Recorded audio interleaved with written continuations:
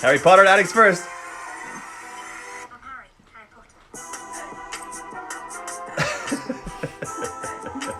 Welcome, everybody. Welcome. Dexter's got a little sweater on today because it's cold out when I take him for a walk. Hey, buddy. Oh, take a seat, my little buddy. There we go. Hey, friends. Welcome. Hello, Heather Funk, Livy, Harry Potter addict. My friends. This has been fun. We are now on the very last read for the third book. So what I'm doing is I'm reading Harry Potter every single day for an hour. All of you people who've already tuned to know all the whole spiel, but I'm doing it because I'd like to create some community, give you a distraction from everything else that's happening, and to laugh. So I'm reading 1 hour every single day for over 30 days now. It's been, I think, 33 days. We're on to the final chapters of the third book. I'm going to have a 2-day break after today before we start the fourth book, but we're going to power on through. We're going to keep on going. So I've never read the books. I've only seen 2 of the first movies. What was that, 20 years ago? I don't remember anything from them at all, really. I read all the comments afterwards, so please don't leave any hints or spoilers in there. I have a little interaction Q&A session at the very end, so if you'd like to, write some comments or questions in that card down there. Wow, that looks huge. What is that? I save all these videos on YouTube, so if you want to catch up, go to the link in my bio. You can catch up on any other readings that you missed out on. Okay, that song is over. Shout out to healthcare workers. Alana Wright, Janelle, Carmen and Kendall, Lawrence Belmare, Darren Weeb, Katrina Joy, Kendra, Sarah Popta, Jess XX, Croc Ladil, Courtney Jane, Crystal Stalcy, and Kiana. If you are listening, and thank you for everything that you're doing. We appreciate you. We appreciate your work, your dedication, and risking your lives for us. Thank you so much. Okay, we are on to the last part here. A lot of crazy stuff just happened. Harry followed Sirius Black. After Sirius Black said, "I'm your godfather. You want to move in with me?" Sirius Black ran after Lupin's transformed form of a werewolf, got caught by a whole bunch of Dementors. Harry tried to use an Expelliarmus, or what is it called? Expelliarmus against them. It didn't really work. He collapsed, fainted, but then somebody... Dementors is Expecto Patronus. Expecto Patronus, yeah. And then there was some kind of magical creature that was summoned by another dude who he didn't realize around this area that saved Harry.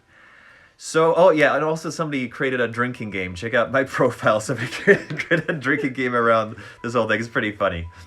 So we're going to start there. We're going to start on page 281 of this book, if you want to read along. Before I start, you have value, you have meaning, and you are loved. Please don't forget that amongst this crazy time. Okay, here we go. And before, but when I get to page 303, I'm going to have to use these torn out pages from Nathan's school copy that I borrowed. So I cannot skip over. Hopefully I don't accidentally read forward, but it's pretty clear here in the book. What are you on now? I'm on 283. All right, friends, we're going to finish this book today. Here we go. And we're going to go pretty long today. It's going to go around an hour and a half, maybe longer. So this is going to be an extended session. Yeah, Jules, you can explain the rules. You wrote them all down. Okay, here we go. Chapter 21, Hermione's Secret. Who is saying this? Who is saying this?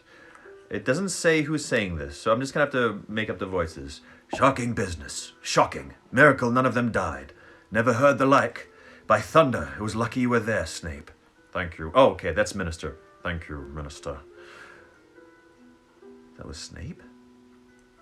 Okay. Order of Merlin, second class, I'd say. First class, if I can wrangle it. Thank you very much indeed, Minister. Nasty cut you've got there.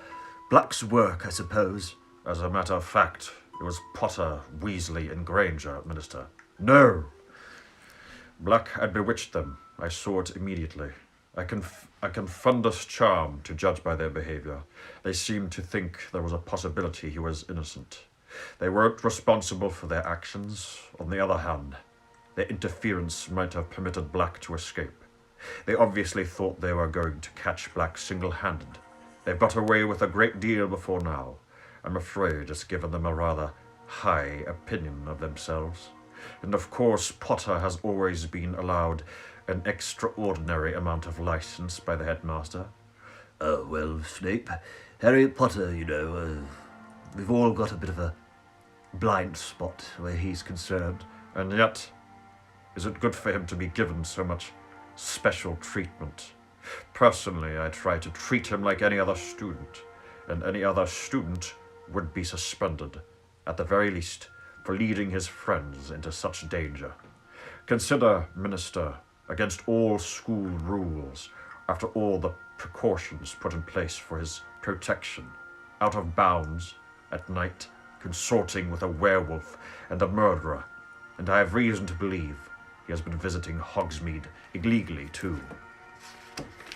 Well, we shall see, Snape. We shall see. The boy has undoubtedly been foolish. Harry lay listening with his eyes tight shut. He felt very groggy. The words he was hearing seemed to be traveling very slowly from his ears to his brain, so that it was difficult to understand. His limbs felt like lead, his eyelids too heavy to lift. He wanted to lie there, on this comfortable bed, forever. What amazes me most is the behavior of the Dementors. They've really no idea what made them retreat, Snape. No, Minister. By the time I had come round, they were heading back to their positions at the entrances. Extraordinary. And yet Black and Harry and the girl... all unconscious by the time I reached them. I bound and gagged Black, naturally, conjured stretchers and brought them all straight back to the castle. There was a pause. Harry's brain seemed to be moving a little faster, and as it did, a gnawing sensation grew in the pit of his stomach. He opened his eyes. Everything was slightly blurred. Somebody had removed his glasses. He was lying in the dark hospital wing. At the very end of the ward, he could make out Madame Pomfrey with her back to him, bending over a bed. Harry squinted. Ron's red hair was visible beneath Madame Pomfrey's arm. Harry moved his head over on the pillow. In the bed to his right lay Hermione. Moonlight was falling across her bed. Her eyes were open too. She looked petrified, and when she saw that Harry was awake, pressed a finger to her lips, then pointed to the hospital wing door. It was ajar, and the voices of Cornelius Fudge and Snape were coming through it from the corridor outside. Madame Pomfrey now came walking briskly up the dark ward to Harry's bed. He turned to look at her. She was carrying the largest block of chocolate he had ever seen in his life. It looked like a small boulder. "Ah, you're awake," she said briskly. She placed the chocolate on Harry's bedside table and began breaking it apart with a small hammer. "How's Ron?" said Harry and Hermione together. "He'll live," said Madame Pomfrey grimly. "As for you two, you'll be staying here until I'm satisfied you're... Potter, what do you think you're doing?" Harry was sitting up, putting his glasses back on and picking up his wand. "I need to see the headmaster," he said. "Potter," said Madame Pomfrey soothingly. "It's all right. They've got Black. He's locked away upstairs. The Dementors will be performing the kiss any moment now." "What?" Harry jumped out of bed. Hermione had done the same, but his shout had been heard in the corridor outside. Next second, Cornelius Fudge and Snape had entered the ward. Harry, what's this?" said Fudge, looking agitated. "You should be in bed. Has he had any chocolate?" That's the best cure. That should happen in all hospitals. He asked Madame Pomfrey anxiously. "Minister, listen," Harry said. "Sirius Black's innocent. Peter Pettigrew faked his own death. We saw him tonight. You can't let the Dementors do that thing to Sirius. He's..." But Fudge was shaking his head with a small smile on his face. Harry, you're very confused. You've been through a dreadful ordeal. Lie back down now. We've got everything under control." "You haven't!" Harry yelled. "You've got the wrong man!" "Minister, listen, please," Hermione said. She had hurried to Harry's side and was gazing imploringly into Fudge's face. And then they kissed. "Yes, I got you! I got you all!" "I saw him too. It was Ron's rat. He's an animagus. Pettigrew, I mean, and..."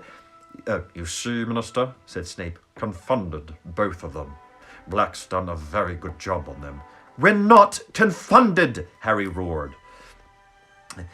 "Minister, Professor," said Madame Pomfrey angrily, "I must insist that you leave. Potter is my patient, and he should not be distressed." I'm not distressed. I'm trying to tell them what happened, Harry said furiously. If they'd just listen. But Madame Pomfrey suddenly stuffed a large chunk of chocolate into Harry's mouth. He choked, and she seized the opportunity to force him back onto the bed. Now, please, Minister, these children need care. Please leave. The door opened again. It was Dumbledore. It's like a clown car. Everybody's just entering into this room. Oh, I'm here too! In comes Neville. Is there a party happening? Okay, I'll go. Sorry. The door opened again. It was Dumbledore. Harry swallowed his mouthful of chocolate with great difficulty and got up again. Who's saying? Professor Dumbledore. Sirius Black. For heaven's sake, said Madame Pomfrey hysterically. Is this a hospital wing or not? Headmaster, I must insist. My apologies, Poppy, but I need a word with Mr. Potter and Miss Granger, said Dumbledore calmly. I have just been talking to Sirius Black. I suppose he's told you the same fairy tale he's planted in Potter's mind, spat Snape. something about a rat and Pettigrew being alive. That, indeed, is Black's story, said Dumbledore, surveying Snape closely through his half-moon spectacles. And does my evidence count for nothing? Snarled Snape. Peter Pettigrew was not in the Shrieking Shack, nor did I see any sign of him in the grounds. That was because you were knocked out, Professor, said Hermione earnestly. You didn't arrive in time to hear— Miss Granger, hold your tongue! Now, Snape, said Fudge, startled, the young lady is disturbed in her mind. We must make allowances. I would like to speak to Harry and Hermione alone, said Dumbledore abruptly. Cornelius, Severus, Poppy, please leave us. Headmaster, spluttered Madame Pomfrey. They need treatment. They need rest. This cannot wait, said Dumbledore. I must insist. Madame Pomfrey pursed her lips and strode away into her office at the end of the ward, slamming the door behind her. Fudge consulted the large gold pocket watch dangling from his waistcoat. The Dementors should have arrived by now, he said. I'll go and meet them. Dumbledore, I'll see you upstairs. He crossed to the door and held it open for Snape, but Snape hadn't moved. You surely don't believe a word of Black's story, Snape whispered, his eyes fixed on Dumbledore's face. I wish to speak to Harry and Hermione alone, Dumbledore repeated. Snape took a step towards Dumbledore. Sirius Black showed he was capable of murder at the age of 16, he breathed. You haven't forgotten that, Headmaster. You haven't forgotten that he once tried to kill me. My memory is as good as it ever was, Severus, said Dumbledore quietly. Snape turned on his heel and marched through the door Fudge was still holding. It closed behind them, and Dumbledore turned to Harry and Hermione. They both burst into speech at the same time. Professor, Black's telling the truth. We saw Pettigrew. He escaped when Professor Lupin turned into a werewolf. He's a rat. Pettigrew's front finger, he cut it off. Pettigrew attacked Ron. It wasn't serious. But Dumbledore held up his hand to stem the flood of explanations. It is your turn to listen. And I beg you will not interrupt me, because there is very little time, he said quietly. There is not a shred of proof to support Black's story except your word. And the word of 2 13-year-old wizards will not convince anybody. A street full of eyewitnesses swore they saw Sirius murder Pettigrew. I myself gave evidence to the ministry that Sirius had been the Potter's secret keeper. Professor Lupin can tell you, Harry said, unable to stop himself. Professor Lupin is currently deep in the forest, unable to tell anyone anything. By the time he is human again, it will be too late. Sirius will be worse than dead. I might add that werewolves are so mistrusted by most of our kind that his support will count for very little. And the fact that he and Sirius are old friends. But listen to me, Harry. It is too late. You understand me? You must see that Professor Snape's version of events is far more convincing than yours. He hates Sirius, Hermione said desperately. All because of some stupid trick Sirius played on him. Sirius has not acted like an innocent man. The attacks on the fat lady, entering Gryffindor Tower with a knife, without Pettigrew, alive or dead, we have no chance of overturning Sirius' sentence. But you do believe us. Yes, I do, said Dumbledore quietly. But I have no power to make other men see the truth, or to overrule the Minister for Magic. Harry stared up into the grave face and felt as though the ground beneath him was falling sharply away. He had grown used to the idea that Dumbledore could solve anything. He had expected Dumbledore to pull some amazing solution out of the air, but no. Their last hope was gone. What we need, said Dumbledore slowly, and his light blue eyes moved from Harry to Hermione. is more time. But, Hermione began, and then her eyes became very round.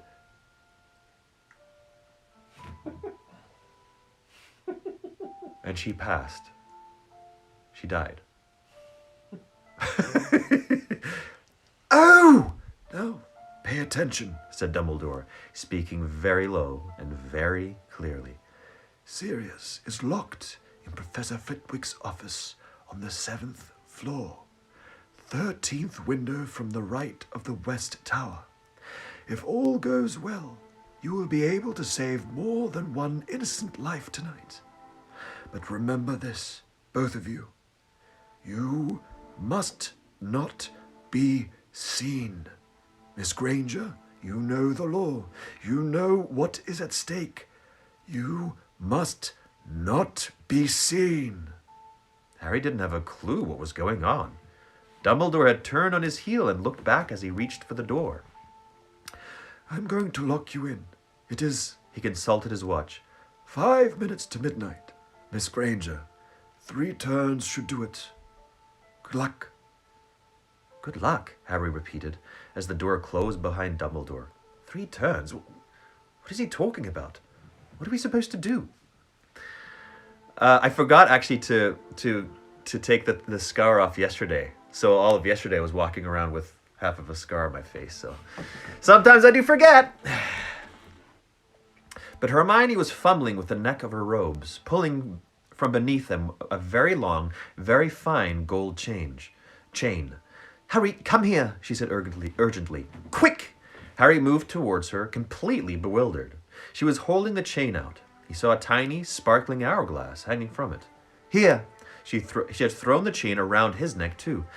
Ready? She said breathlessly. What are we doing? Harry said, completely lost.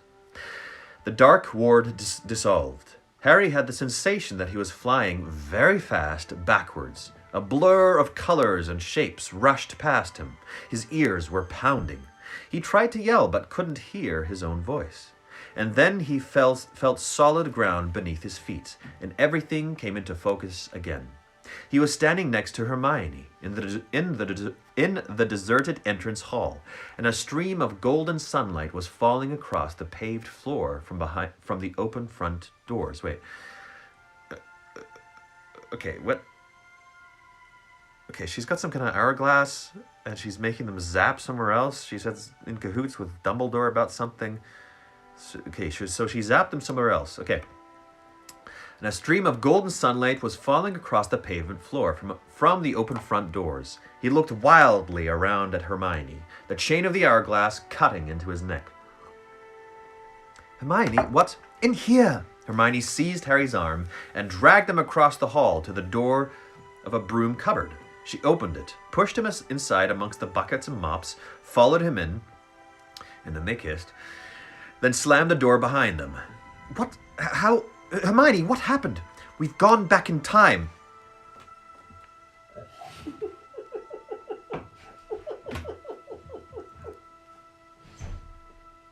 Of course. We've gone back in time. What? What a mechanic to introduce in the final chapters of a book. What? Time travel? Come on, no, really? Oh no, this is gonna be so complicated now. I don't know if I have the capacity for this right now. Time travel? Even Dexter's tired of it. What? Okay. Oh man, where are they gonna go with this? Just so naturally. We've gone back in time. I'll explain later. Get in. I don't want to right now. I do, but I don't want to. This is so crazy. We've gone back in time, Hermione whispered, lifting the chain off Harry's neck in the darkness. 3 hours back.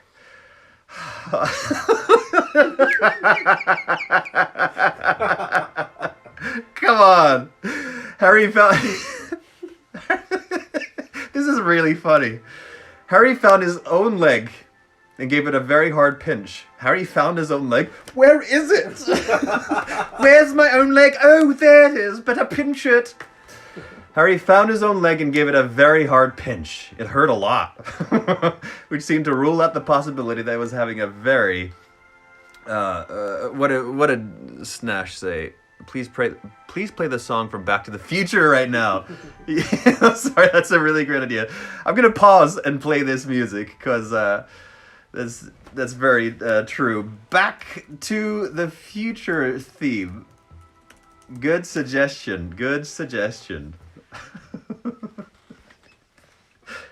There we go.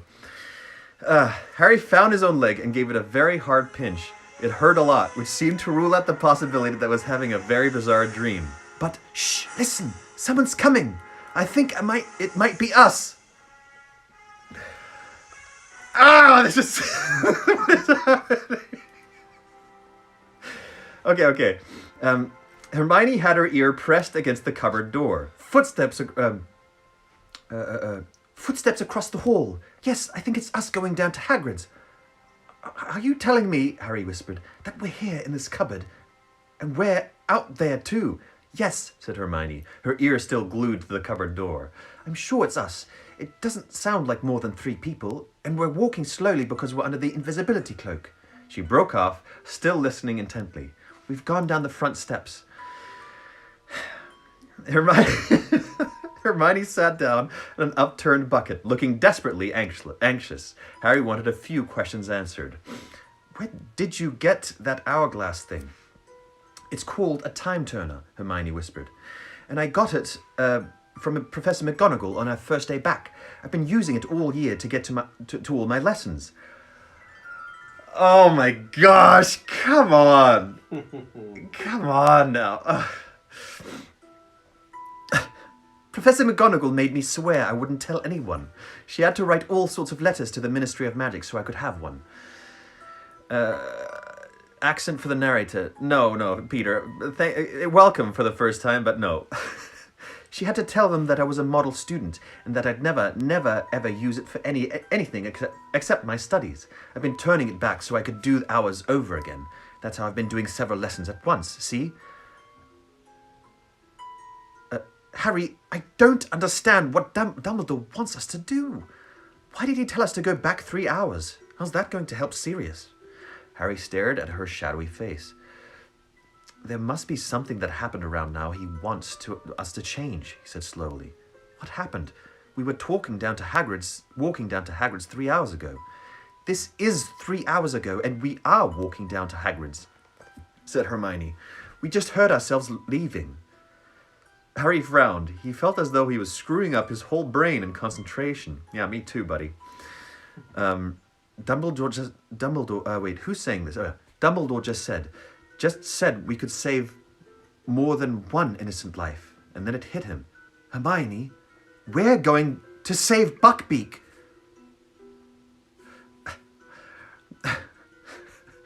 But how will that help Sirius? Dumbledore said he just told us where the window is. The window of Flitwick's office. Buckbeak is the creature at the lagoon, or wherever those Dementors were. Where they've got Sirius locked up. We've got to fly Buckbeak up to the window and rescue Sirius. Sirius can escape on Buckbeak. They can escape together. From what Harry could see of Hermione's face, she looked terrified. If we managed that without being seen, it'll be a miracle. Well, we've got to try, haven't we? Said Harry. He stood up and pressed his own ear against the door.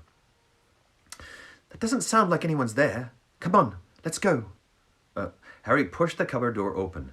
The entrance hall was deserted. As quietly and quickly as they could, they darted out of the cupboard and down the stone steps. The shadows were already lengthening. The tops of the trees in the Forbidden Forest gilded once more with gold. If anyone's looking out that window, Hermione squeaked, looking up at the castle behind them. We'll run for it, said Harry determinedly. Straight into the forest. All right? We'll have to hide behind a tree or something and keep a lookout. Okay, but we'll go round by the greenhouses, said Hermione breathlessly. We need to keep out of sight of Hagrid's front door, or we'll see us. We must be nearly at Hagrid's by now. Oh man, is this going to happen all throughout the books? Is it going to be like different timelines and... Still working out what she meant, Harry set off at a sprint. I'm delighted and frustrated. Both things. Harry set off at a sprint, Hermione behind him. They tore across the vegetable gardens to the greenhouses, paused for a moment behind them, then set off again, fast as they could, skirting around the whomping willow, tearing toward the shelter of the forest. Safe in the shadows of the trees, Harry turned around. Seconds later, Hermione arrived beside him, panting. Right, she gasped. We need to sneak over to Hagrid's. Keep out of sight, Harry. They made their way silently through the trees, keeping to the very edge of the forest. Then, as they glimpsed the front of Hagrid's house, they heard a knock upon his door. They moved quickly behind a wide oak trunk and peered out from either side. Hagrid had appeared in his doorway, shaking and white, looking around to see who had knocked, and Harry heard his own voice. Who's saying this? It's us. We're wearing the invisibility cloak. Let us in and we can take it off. You shouldn't have come. Hagrid whispered. He stood back, then shut the door quickly. This is the weirdest thing we've ever done, Harry said fervently. I agree. Let's move along a bit, Hermione whispered. We need to get nearer to Buckbeak. They crept through the trees until they saw the nervous hippogriff, tethered to the fence around Hagrid's pumpkin patch. Now? Harry whispered. No, said Hermione. If we steal him now, those committee people will think Hagrid set him free. We've got to wait until they've seen he's tied outside. By the way, I don't know if this is true or not, but somebody said give Buckbeak a cool voice. I don't know if that's a spoiler, but maybe it is. Please don't spoil anything. That's going to give us about 60 seconds, said Harry. This was starting to seem impossible. At the moment, there was a crash of breaking china from inside Hagrid's cabin. That's Hagrid breaking the milk jug, Hermione whispered. I'm going to find Scabbers in a moment. Sure enough, a few minutes later, they heard Hermione's shriek of surprise. Hermione, said Harry suddenly, what if we just run in there and grab Pettigrew? No, said Hermione in a terrified whisper. Don't you understand? We're breaking one of the most important wizarding laws. Nobody's supposed to change time. Nobody. You heard Dumbledore. If we're seen, we'd only be seen by ourselves and Hagrid. Harry, what do you think you'd do if you saw yourself bursting into Hagrid's house? Said Hermione. I think I'd gone mad, said Harry. Or I'd think there was some dark magic going on. Exactly. You wouldn't understand. You might even attack yourself, don't you see? Professor McGonagall told me that awful things had happened when wizards have meddled with time. Loads of them ended up killing their past or future selves by mistake. Everything has a voice, even Hedwig. Are you telling me that Hedwig talks now too? No, they're just referencing the voice you already know. Oh, okay, good. Just as long as it's not a spoiler. Okay, said Harry. It was just an idea. I just thought... But Hermione nudged him and pointed towards the castle. Harry moved his head a few inches to get a clear view of the distant front doors. Dumbledore, Fudge, the old committee member, and McNair, the executioner, were coming down the steps. We're about to come out, Hermione breathed. And sure enough, moments later, Hagrid's back door opened, and Harry saw himself, Ron, and Hermione walking out of it with Hagrid. It was, without a doubt, the strangest sensation of his life. Standing behind the tree and watching himself in the pumpkin patch, It's okay, Beaky. It's okay, Hagrid said to Buckbeak. Then he turned to Harry, Ron, and Hermione. Go on. Get going. Hagrid, we can't. We'll tell them what really happened. They can't kill him. Go! It's bad enough without you lot in trouble and all. Harry watched the Hermione in the pumpkin patch throw the invisibility cloak over himself and Ron. Go quick. Don't listen. There was a knock on Hagrid's front door. The execution party had arrived. Hey, we're here to kill Buckbeak! Woo! Execution party! Hagrid turned around and headed back into his cabin, leaving the back door ajar. Harry watched the grass flatten in patches all around the cabin and heard 3 pairs of feet retreating. He, Ron, and Hermione had gone. But the Harry and Hermione, hidden in the trees, could now hear what was happening inside the cabin through the back door. Cold voice of McNair. I haven't done McNair yet. What's he? He's got like a thin mustache. A little bit of little French, maybe. Where is the beast? No, it's maybe more, A bit more Spanish, I guess. where is the beast? Where is the beast? Something like that. Came the cold voice of McNair. Outside. Hagrid croaked. German. Yeah, I guess he could be German.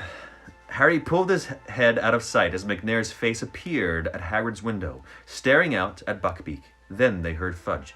Well, I have to read you the official notice of execution, Hagrid. I'll make it quick. And then you and McNair need to sign it. McNair, you're supposed to listen to. That's procedure. McNair's face vanished from the window. It was now or never. Wait here, Harry whispered to Hermione. I'll do it.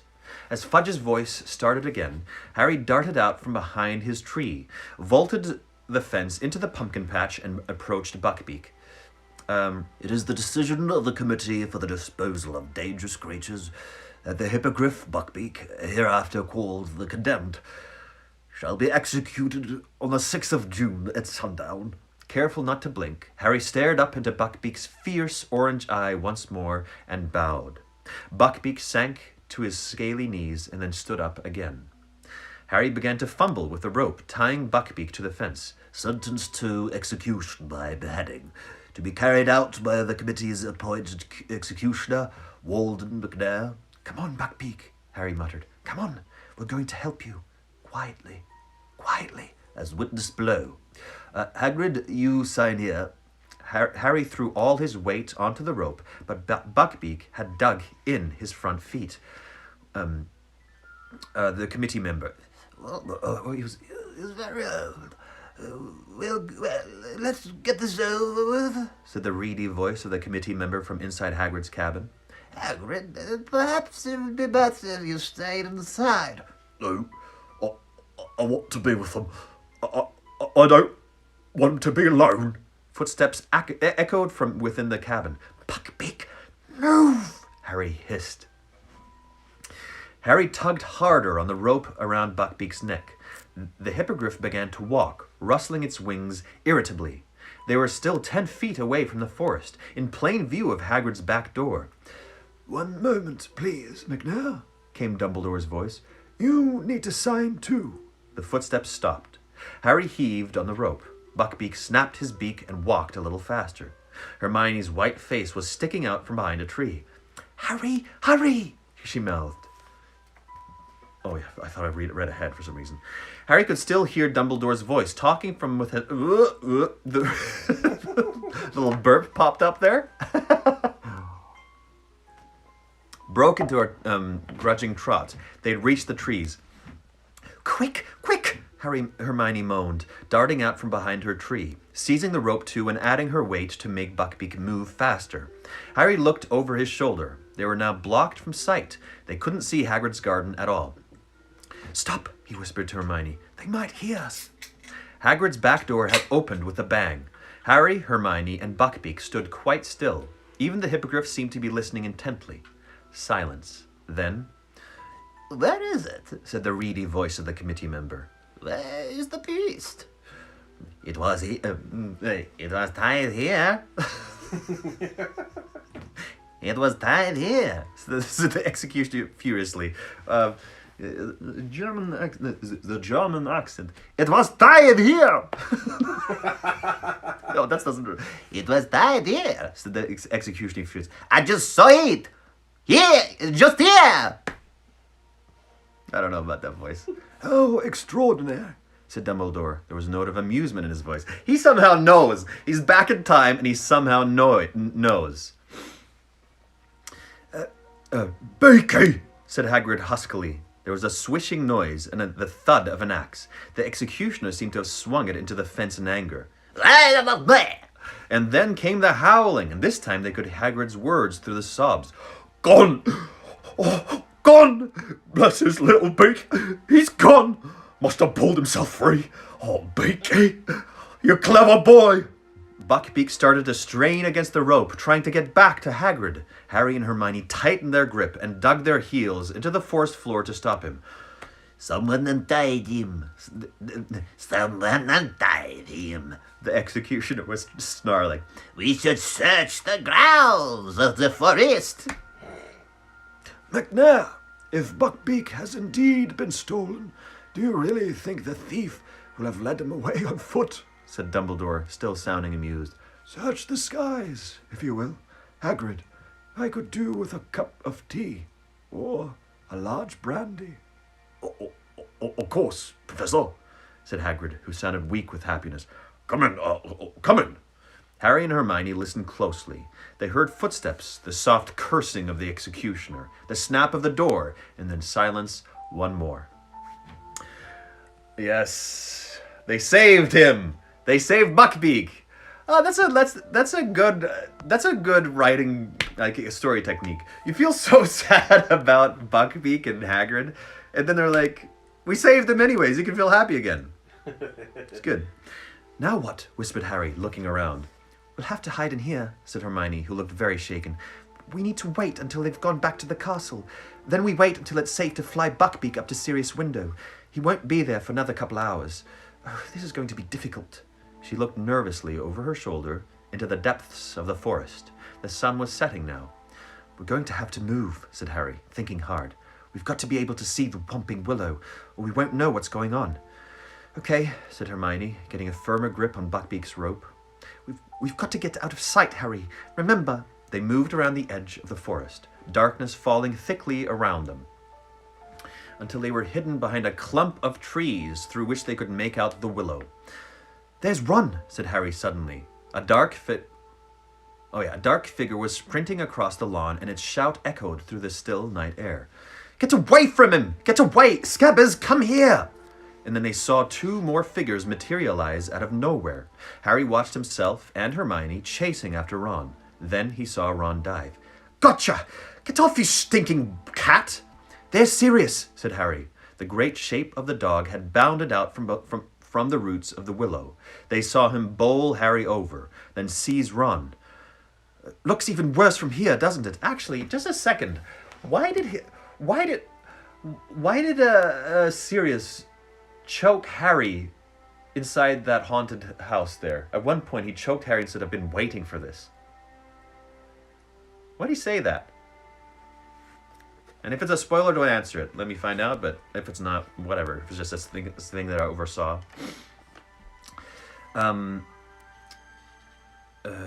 The great shape of the dog had bounded out from the roots of the willow. They saw him bowl Harry over, then seize Ron. Looks even worse from here, doesn't it? Said Harry, watching the dog pulling Ron into the roots. Ouch! Look, I just got walloped by the tree, and so did you. Oh, this is weird. The Whomping Willow was creaking and lashing out with its lower branches. They could see themselves darting here and there, trying to reach the trunk. And then we will explain when you're older. Tasha. And then the tree froze. That was Crookshanks pressing the knot, said Hermione. And there we go, Harry muttered. We're in. The moment they disappeared, the tree began to move again. Seconds later, they heard footsteps quite close by. Dumbledore, McNair, Fudge, and the old committee member were making their way up to the castle. Right after we'd gone down into the passage, said Hermione. If only Dumbledore had come with us. McNair and Fudge would have come too, said Harry bitterly. I bet you anything Fudge would have told McNair to murder Sirius on the spot. They watched the four men climb the castle steps and disappear from view. For a few minutes, the scene was deserted. Then, "Here comes Lupin," said Harry, as they saw another figure sprinting down the stone steps and hurrying towards the willow. Harry looked up at the sky. Clouds were obscuring the moon completely.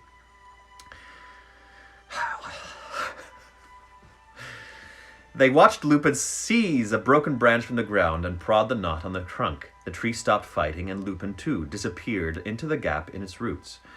"If only he grabbed the cloak," said Harry. "It's just lying there." He turned to Hermione. "If I just dashed out now and grabbed it, Snape would never be able to get in, and... Harry, we mustn't be seen." "How can you stand this?" he asked Hermione fiercely. "You just standing here and watching it's happen." He hesitated. "I'm going to grab the cloak." "Harry, no!" Hermione seized the back of Harry's robes not a moment too soon. Just then they heard a burst of song. It was Hagrid, making his way up to the castle, singing at the top of his voice, and weaving slightly as he walked. "Buckbeak's not dead! Buckbeak's not dead! Buckbeak's my friend, and he is not dead!"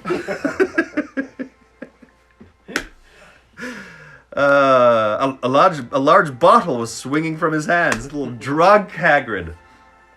"You see," Hermione whispered. "See what would have happened? We've got to keep out of sight." "No, Buckbeak!" The hippogriff was making frantic attempts to get to Hagrid again. Harry seized his rope, too, strained to hold Buckbeak back. They watched Hagrid meander tipsily up to the castle. He was gone. Buckbeak stopped fighting to get away. His head drooped sadly. Oh, he loves Hagrid just as much as I do. Barely 2 minutes later, the castle doors flew open yet again, and Snape had come charging out of them, running towards the willow. Harry's fists clenched as they watched Snape skid to a halt next to the tree, looking around. He grabbed the cloak and held it up. "Get your filthy hands off it," Harry snarled under his breath. "Shh!" Snape seized the branch Lupin had used to freeze the tree, prodded the knot, and vanished from view as he put on the cloak. "So that's it," said Hermione quietly. "We're all down there, and now we've just got to wait until we come back up again." She took the end of Buckbeak's rope and tied it securely around the nearest tree, then sat down on the dry ground, arms around her knees. "Harry, there's something I don't understand. Why didn't the Dementors get Sirius?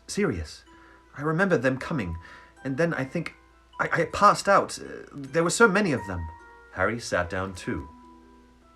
He explained what he'd seen, how, as the nearest Dementor had lowered its mouth to Harry's, a large silver something had come galloping across the lake and forced the Dementors to retreat. Hermione's mouth was slightly open. Okay, here's my prediction, without confirming or denying it. I think that the creature is Buckbeak, somehow. Is glowing, did something, and Hagrid is the guy that's calling it back. Somehow Hagrid has some magical secret or something. That's my prediction. Okay, here we go. Harry sat down too. He explained what he'd seen, how, as the nearest Dementor had lowered its mouth to Harry's, a large silver something had come galloping across the lake and forced the Dementors to retreat. Hermione's mouth was slightly open by the time Harry had finished. What was it? There's only one thing it could have been to make the Dementors go, said Harry. A real Patronus, a powerful one. But who conjured it? Harry didn't say anything. He was thinking back to the person he'd seen on the other side of the lake. He knew who he thought it had been, but how could it have been? Didn't you see what they looked like? Said Hermione eagerly. Was it one of the teachers? No, said Harry. He wasn't a teacher. Ah, damn it. There goes my theory right away. But it must have been a really powerful wizard to drive all those Dementors away. If the Patronus was shining so brightly, didn't it light him up? Couldn't you see? Yeah, I saw him, said Harry slowly. But maybe I imagined it. I wasn't thinking straight. I passed out right afterwards. Who do you think it was? I think, Harry swallowed, knowing how strange this was going to sound, I think it was my dad. Okay. Maybe it's not true, but... Harry glanced up at Hermione and saw that her mouth was fully open now. Oh! Oh! Nowhere! She was gazing at him with a mixture of alarm and pity. Harry, your dad's, well, dead, she said quietly. I know, said Harry quickly. You think he saw his ghost? I don't know. No, he looked solid. But then, maybe I was seeing things, said Harry. But from what I could see, it looked like him. I've got photos of him. Hermione was still looking at him as though worried about his sanity. I know it sounds mad, said Harry flatly. He turned to look at Buckbeak, who was digging his beak into the ground, apparently searching for worms. But he wasn't really watching Buckbeak. He was thinking about his father and about his 3 oldest friends, Moony, Wormtail, Patfoot, and Prongs. Had all 4 of them been out on the grounds tonight? Wormtail had reappeared this evening when everyone had thought he was dead. Was it so impossible his father had done the same? Had he been seeing things across the lake? The figure had been too far away to see distinctly. Yet he had felt sure for a moment before he'd lost consciousness. This is one of those funny moments. It's like they're in discussion talking back and forth, and he was like, I've got photos of him. And then he just thinks for like a full minute. And Hermione's like, Harry, what? I don't know. It's almost like an anime moment, when like something's happening and they go into their own mind and they're like, had all 4 of them been out on the ground tonight? Wormtail had reappeared this evening, ruined everything. Oh, yeah. It's like a cut out of action. The leaves overhead rustled faintly in the breeze. The moon drifted in and out of sight behind the shifting clouds. Hermione sat with her face turned towards the willow, waiting. And then, at last, after over an hour, "Here we come," Hermione whispered. She and Harry got to their feet. Buckbeak raised his head. They saw Lupin, Ron, and Pettigrew clambering awkwardly out of the hole in the roots. Then came Hermione, then the unconscious snake, drifting weirdly upwards. Next came Harry and Black. They all began to walk towards the castle. Harry's heart was starting to beat very fast. I'm going to put it on some of that tense music.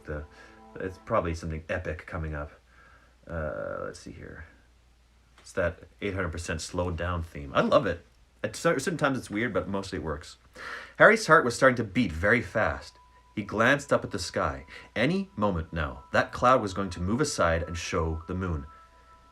"Harry," Hermione muttered, as though she knew exactly what he was thinking. "We've got to stay put. We mustn't be seen. There's nothing we can do." "So we're just going to let Pettigrew escape all over again," said Harry quietly. "How do you expect to find a rat in the dark?" snapped Hermione. "There's nothing we can do. We came back to help Sirius. We're not supposed to be doing anything else." "All right." The moon slid out from behind its cloud. They saw the tiny figures across the ground stop. Then they saw movement. "There goes Lupin," Hermione whispered. "He's transforming." "Hermione," said Harry suddenly. "We've got to move. We mustn't. I keep telling you not to interfere, but Lupin's going to run into the forest, right at us." Hermione gasped. "Quick," she moaned, dashing to untie Buckbeak. "Quick! Where are we going to go? Where are we going to hide? The Dementors will be coming any moment." "Back to Hagrid's," Harry said. "It's empty now. Come on!" They ran fast as they could, Buckbeak cantering along behind them. They could hear the werewolf howling behind them. The cabin was in sight. Harry skidded to the door. Well, what are they even doing? They're just observing. They haven't done anything yet. Wrenched it open, and Hermione and Buckbeak flashed past him. Harry threw himself in front of them, in after them, and bolted the door. Fang the boarhound barked loudly. "Shh, Fang, it's us," said Hermione, hurrying over and scratching his ears to quiet him. "That was really close," she said to Harry. "Yeah." Harry was looking out of the window. It was much harder to see what was going on from here. Buckbeak seemed very happy to find himself back inside Hagrid's house. He lay down in front of the fire, folded his wings contentedly, and seemed ready for a good nap. "I think I'd better go outside again, said Harry slowly. "I can't see what's going on. We won't know when it's time." Hermione looked up. Her expression was suspicious. "I'm not going to try and interfere," said Harry quickly. "But if we don't see what's going on, how are we going to know when it's time to rescue Sirius?" "Well, okay then. I'll wait here with Buckbeak. But Harry, Be careful. There's a werewolf out there. And the Dementors. Harry stepped outside again and edged around the cabin. He could hear yelping in the distance. That meant the Dementors were closing in on Sirius. He and Hermione would be running to him at any moment. Harry stared out towards the lake, his heart doing a kind of drum roll in his chest. Whoever had sent that Patronus would be appearing at any moment. For a fraction of a second he stood, irresolute, in front of Hagrid's door. You must not be seen. But he didn't want to be seen. He wanted to do the seeing. He had to know. And there were the Dementors. They were emerging out of the darkness from every direction, gliding around the edges of the lake. They were moving away from where Harry stood, to the opposite bank. He wouldn't have to get near them. Harry began to run. He had no thought in his head except his father. If it was him, if it was really him, he had to know, had to find out. The lake was coming nearer and nearer, but there was no sign of anybody. On the opposite bank, he could see tiny glimmers of silver, his own attempts at a Patronus. There was a bush at the very edge of the water. Harry threw himself behind it, peering desperately through the leaves. On the opposite bank, the glimmers of silver were suddenly extinguished. A terrifying excitement shot through him. Any moment now. Come on, He muttered, staring about. where are you? Dad, come on. But no one came. Harry raised his head to look at the circle of Dementors across the lake. One of them was lowering its hood. It was time for the rescuer to appear, but no one was coming. It's Harry himself. It's himself. But no one was coming to help him this time. And then it hit him. He understood. He hadn't seen his father. He had seen himself. Harry flung himself out from behind the bush and pulled out his wand. "Expecto Patronum!" he yelled.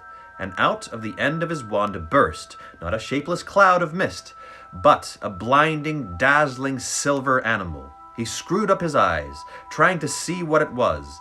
My theories are out of the window again. It looked like a horse. It was galloping silently away from him, across the black surface of the lake. He saw it lower its head and charge at the swarming Dementors. Now it was galloping around and around the black shapes on the ground, and the Dementors were falling back, scattering, retreating into the darkness. They were gone. She keeps on messing up my expectations, my predictions. Rolling! It's good though. It's good. It's good stuff. The Patronus turned. It was cantering back towards Harry across the still surface of the water. It wasn't a horse. It wasn't a unicorn either. It was a stag. It was shining brightly as the moon above. It was coming back to him. It stopped on the bank. Its hooves made no mark on the soft ground as it stared at Harry with its large silver eyes. Slowly it bowed its antlered head, and Harry realized. "Prongs," he whispered. But his trembling fingertips stretched towards the creature. It vanished. Okay, two different things. This is like that time travel conundrum. If he wasn't there to save him in the first place, Harry wouldn't have made it through to save himself. So there are two completely separate different timelines now. And we'll see if she deals with this or not. Oh man, this is gonna get complicated. Okay, and second of all, without ruining things, if it hasn't been explained yet, who's Prongs? Again? Prongs was the nickname for his dad in the Marauders map. Everybody had a nickname. Oh, right. That was his Prongs was Animagus Harry's form. dad, so Oh, don't touch your face, Rona.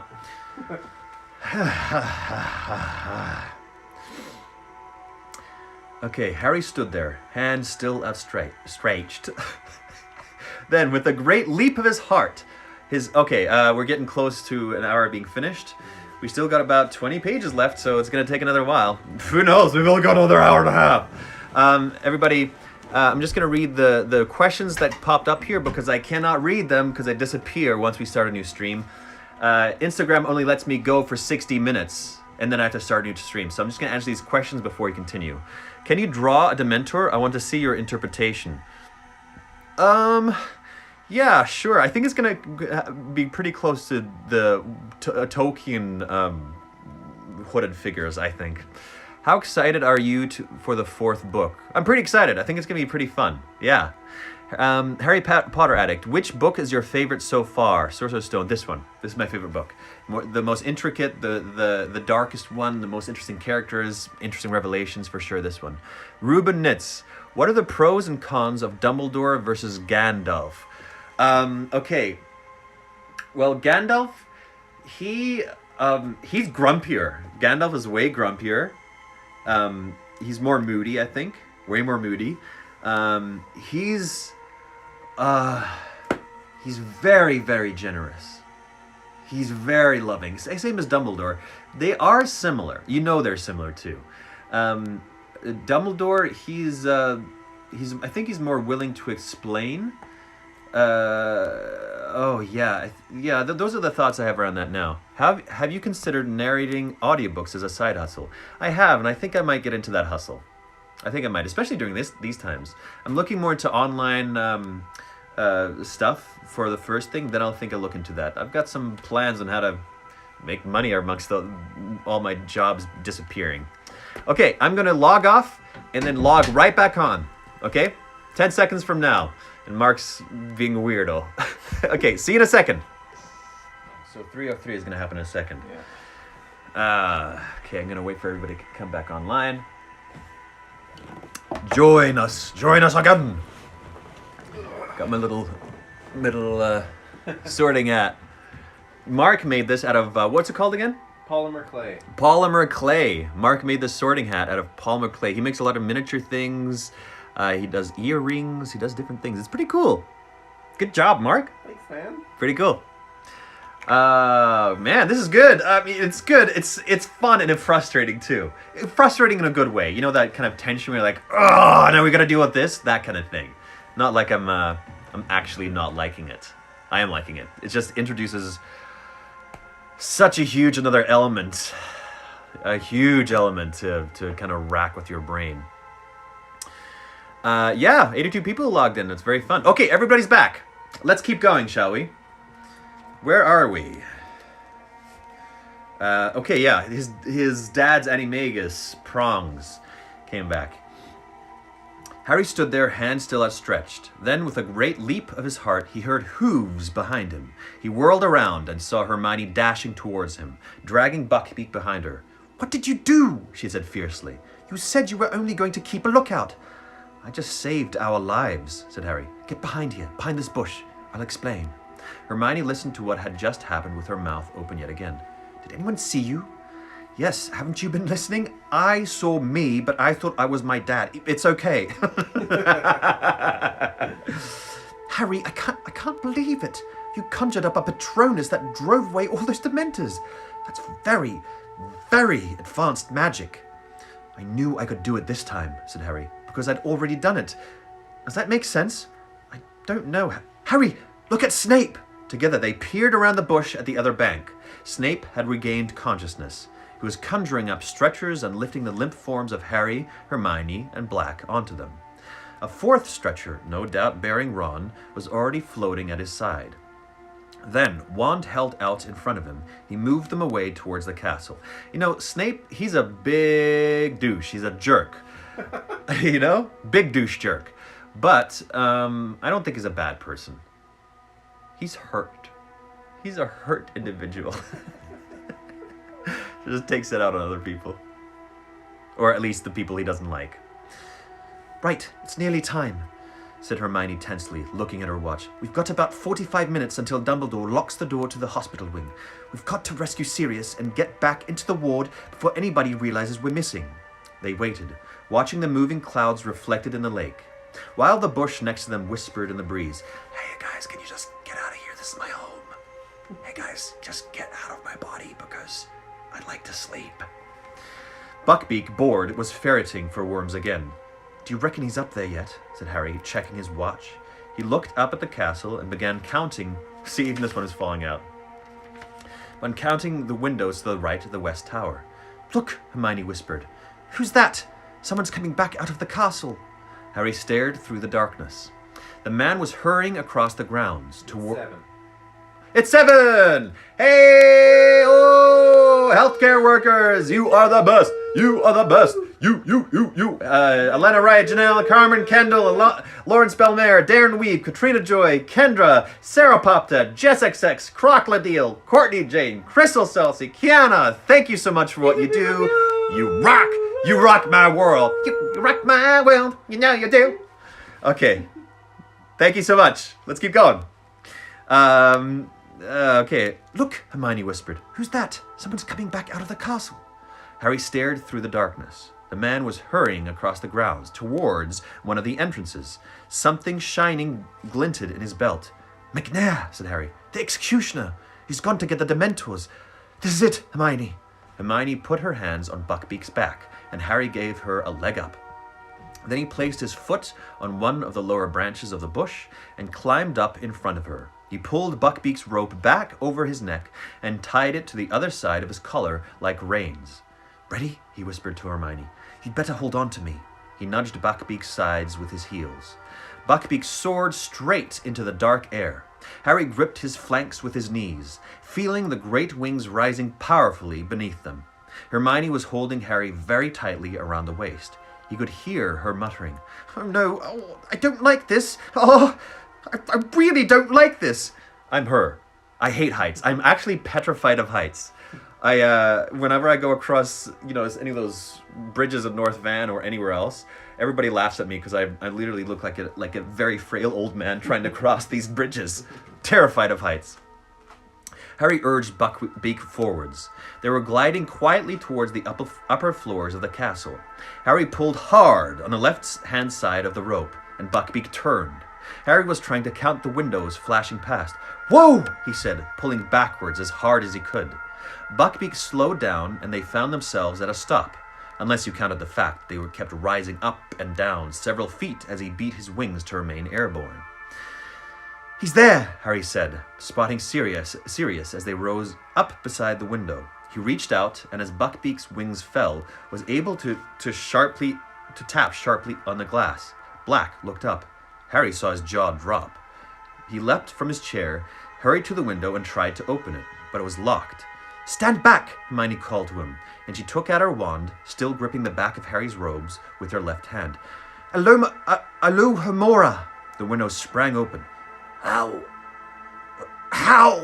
Said Black weakly, staring at the hippogriff. Get on, there's not much time, said Harry, gripping Buckbeak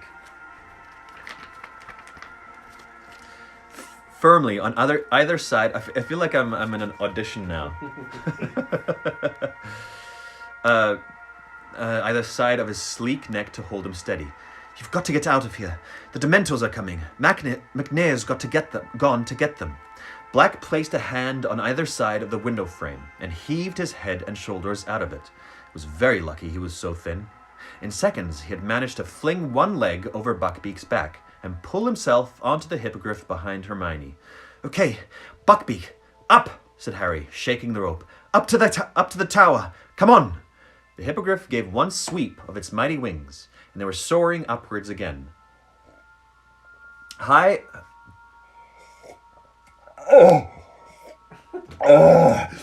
That's how little kids drink. Little young kids, they're always like.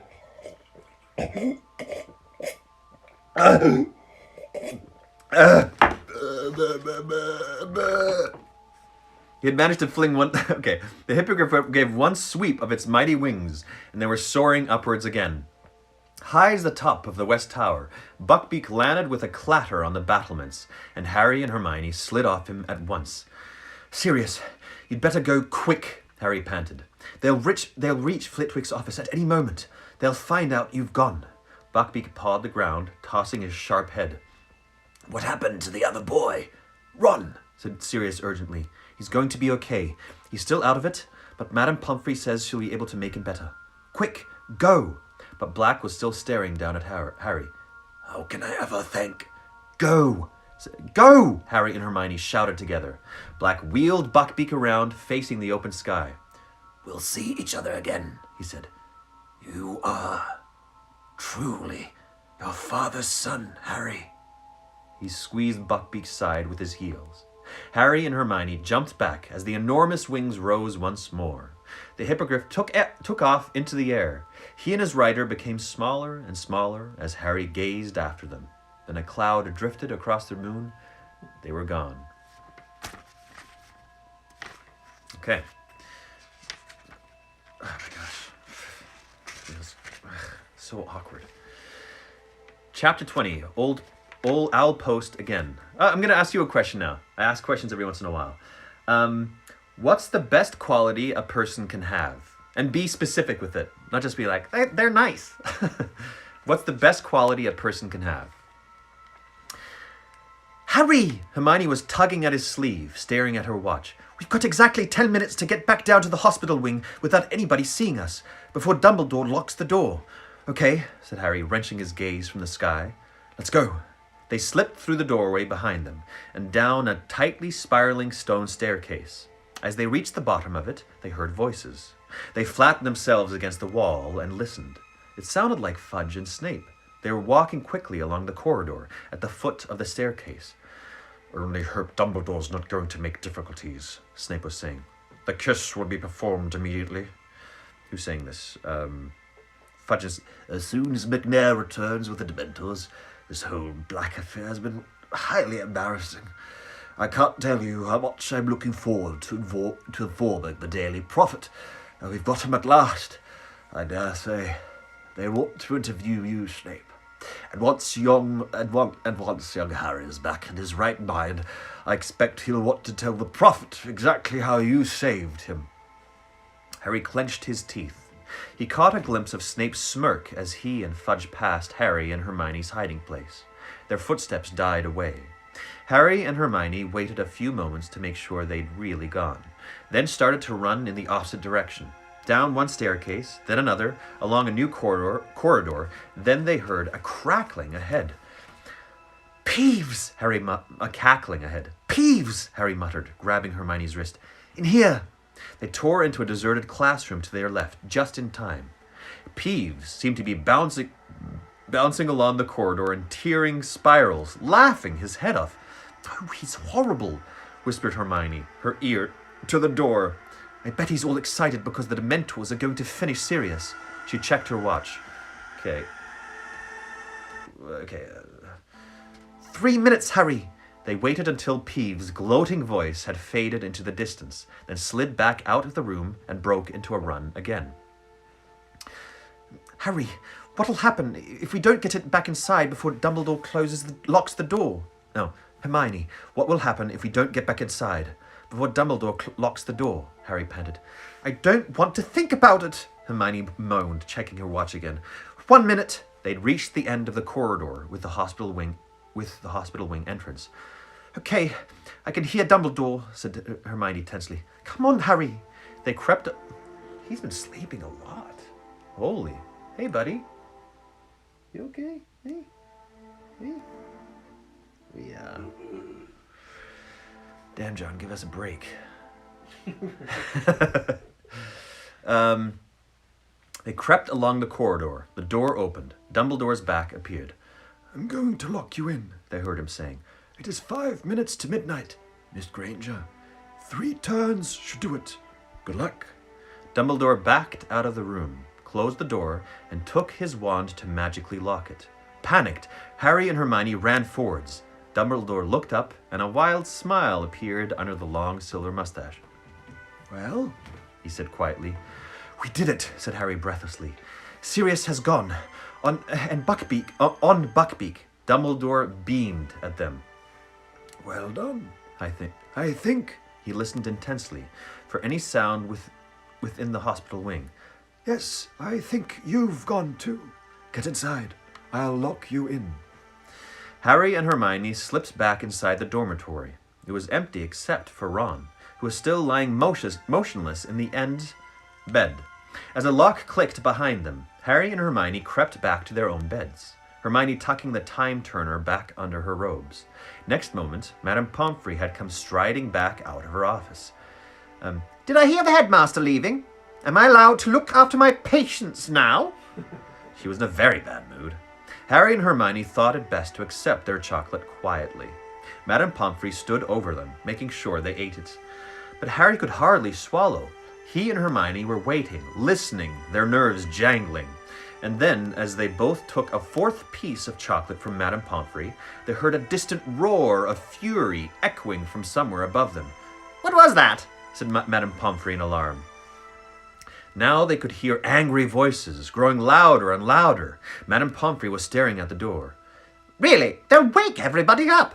What do they think they're doing?" Harry was trying to hear what the voices were saying. They were drawing near. Who's saying this? I don't know. I don't know who's saying this. He must have disappeared, Severus. Oh, he must have disappeared, Severus. We should have left somebody in the room with him when this gets out. He didn't dissipate. It disapparate. Snape roared, not very close to them.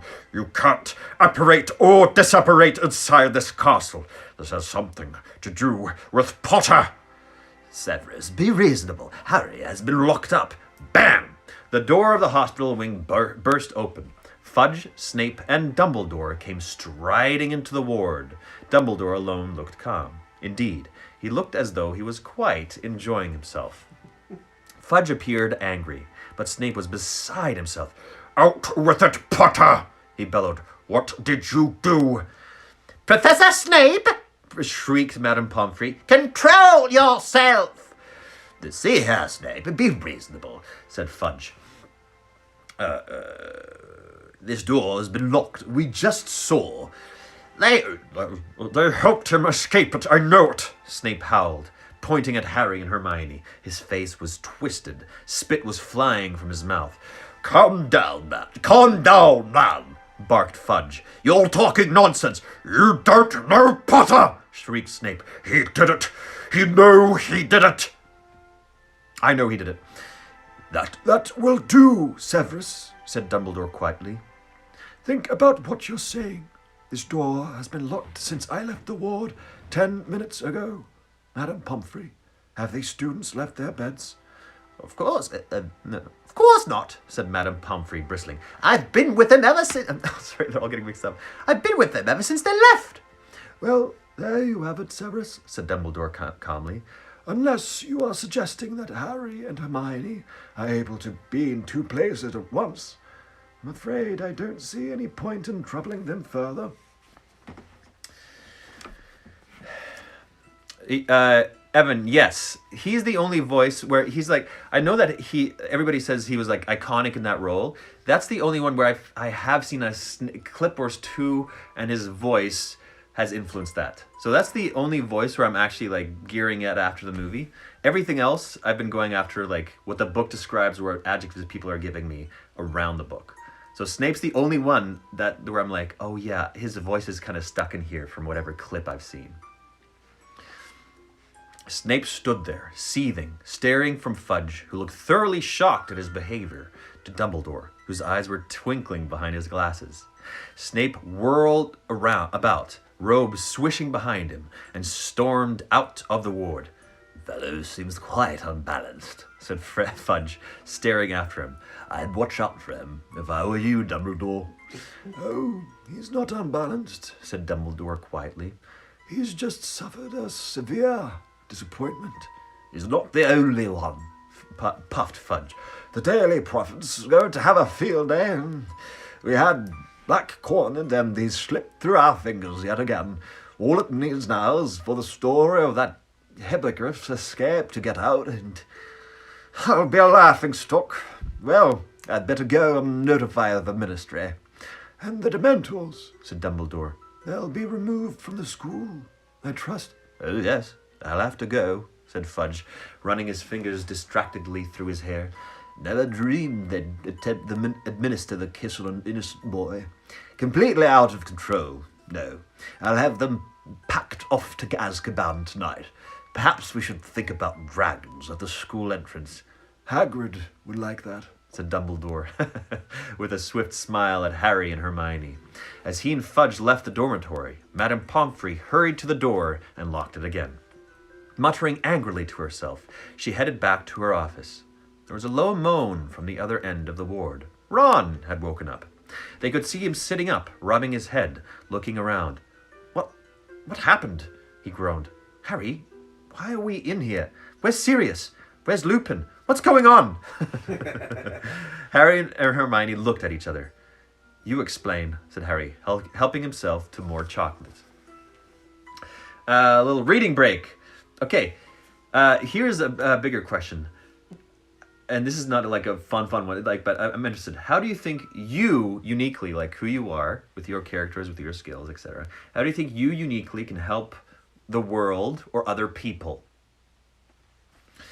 When Harry, Ron, and Hermione left the hospital wing at noon next day, it was to find an almost deserted castle. The sweltering heat and the end of the exams meant that everyone was taking full advantage of another Hogsmeade visit. Neither Ron nor Hermione felt like going, however, so they and Harry wandered into the grounds, still talking about the extraordinary events of the previous night, and wondering where Sirius and Buckbeak were now. Sitting near the lake, watching the giant squid waving its tentacles lazily above the water, Harry lost the thread of conversation as he looked across to the opposite bank. The stag had galloped towards him from there just last night. A shadow fell across them, and he looked up to see a very bleary-eyed Hagrid mopping his sweaty face with one of his tablecloth-sized handkerchiefs and beaming down at them. No, I shouldn't feel happy after what happened last night, he said. I mean, Black escaping again and everything. But guess what? What? They said, pretending to look curious. Beaky! He escaped! He's free! Been celebrating all night. That's wonderful, said Hermione, giving Ron a reproving look because he looked as though he was close to laughing. Yeah, can't have tied him properly, said Hagrid, gazing happily out over the grounds. I was worried this morning, mind. Thought we might have met Professor Lupin in the grounds. But Lupin said he never ate anything last night. What? Said Harry quickly. Blimey, haven't you heard? Said Hagrid, his smile fading a little. He lowered his voice, even though there was nobody inside. Snape told all the Slytherins this morning. Thought everyone'd know by now. Professor Lupin's a werewolf, see? And he was loose in the grounds last night. He's packing now, of course. He's packing? Said Harry, alarmed. Why? Leaving, isn't he? Said Hagrid, looking surprised that Harry had to ask. Resigned first years this morning. Says he can't risk it happening again. Harry scrambled to his feet. I'm going to see him, he said to Ron and Hermione. But if he's resigned... Doesn't sound like there's anything we can do. I don't care. I still want to see him. I'll meet you back here. Lupin's office door was open. He had already packed most of his things. The Grindylows' empty tank stood next to his battered old suitcase. The Gryffindor's empty tank stood next to his the Grindylows' empty tank stood next to his battered old suitcase, which is open and nearly full. Lupin was bending over something on his desk, and only looked up when Harry knocked on the door. I saw you coming, said Lupin, smiling. He pointed to the parchment he had been poring over.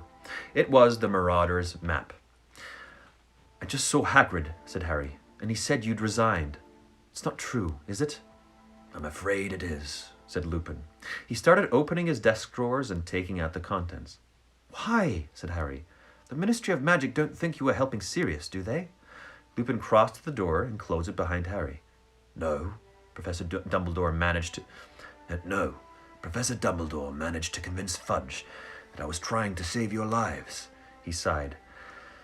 That was the final straw for Severus. I think the loss of the Order of Merlin hit him hard. So he, accidentally let slip that I am a werewolf this morning at breakfast. You're not leaving just because of that, said Harry. Lupin smiled wryly. This time tomorrow, the owls will start arriving from parents. They will not want a werewolf teaching their children, Harry. And after last night, I see their point. I could have bitten any one of you. That must never happen again. You're the best defense against the dark arts teacher we've ever had, said Harry. Don't go. Lupin shook his head and didn't speak. He carried on emptying his drawers. Then, while Harry was trying to think of a good argument to make him stay, Lupin said, From what the headmaster told me this morning, you saved a lot of lives last night, Harry. If I'm proud of anything, it's how much you've learned. Tell me about your Patronus. How would you know about that? Said Harry, distracted. What else could have driven the Dementors back? Harry told Lupin what had happened. When he'd finished, Lupin was smiling again.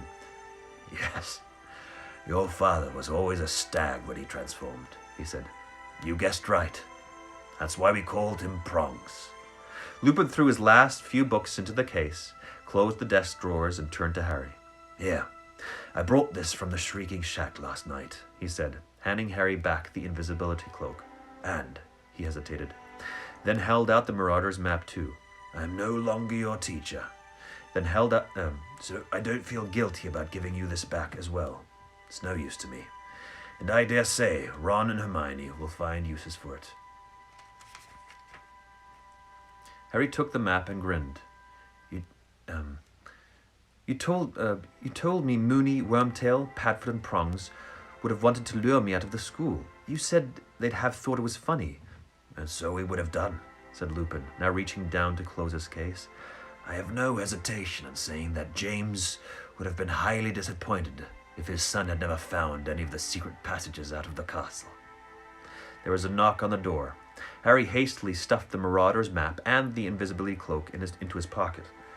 The invisibility cloak? I thought it's like a huge thing that can cover 3 people. He just like stuffed a huge bulge in his pocket. Nothing to see. It was Professor Dumbledore. He didn't look surprised to see Harry there. Your carriage is at the gates, Remus, He said. Thank you, Headmaster. Lupin picked up his old suitcase and the empty Grindelow tank. Well, goodbye, Harry. He said, smiling. It has been a real pleasure teaching you. I feel sure we'll meet again sometime. Headmaster, there's no need to see me to the gates. I can manage. Harry had the impression that Lupin wanted to leave as quick as possible. Goodbye then, Remus, said Dumbledore soberly. Lupin shifted the Grindelow tank slightly so that he and Dumbledore could shake hands. Then, with a final nod to Harry and a swift smile, Lupin left the office. Harry sat down in his vacated chair, staring glumly at the door. He heard the door close and look up. Dumbledore was still there. Ah, Lupin. I liked him. I know he's going to be back sometime, for sure. But I wonder when. He's a great character. Why so miserable, Harry? He said quietly. You should be very proud of yourself after last night. Didn't make any difference, said Harry bitterly. Pettigrew got away. Didn't make any difference. Said Dumbledore quietly. It made all the difference in the world, Harry. You helped uncover the truth. You saved an innocent man from a terrible fate. Terrible. Something stirred in Harry's memory. Greater and more terrible than ever before. Professor Trelawney's prediction. Oh, what was that prediction again? Just remind me. Just the prediction. Remind me what it was. Just what the prediction was. Professor Dumbledore, yesterday, when I was having my divination exam, Professor Trelawney went very, very strange. Indeed, said Dumbledore. Stranger than usual, you mean?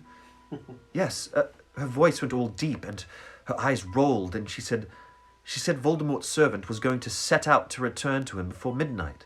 She said the servant would help him come back to power. Harry stared up at Dumbledore. It's being explained. And then she sort of became normal again, and she couldn't remember anything she'd said. Was she making a real prediction? Dumbledore looked mildly impressed. Do you know, Harry? I think she might have been, he said thoughtfully. Who'd have thought it? That brings her total of real predictions up to 2. I should offer her a pay rise. Pay rise. He doesn't even believe in her. But 2 is like impressive. Why would he put her in that position if he's like, she's a bad teacher? Because she did 1 and nobody else could do just 1. I guess. But Harry looked at him, aghast. How could Dumbledore take this so calmly?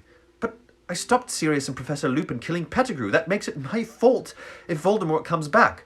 It does not, said Dumbledore quietly.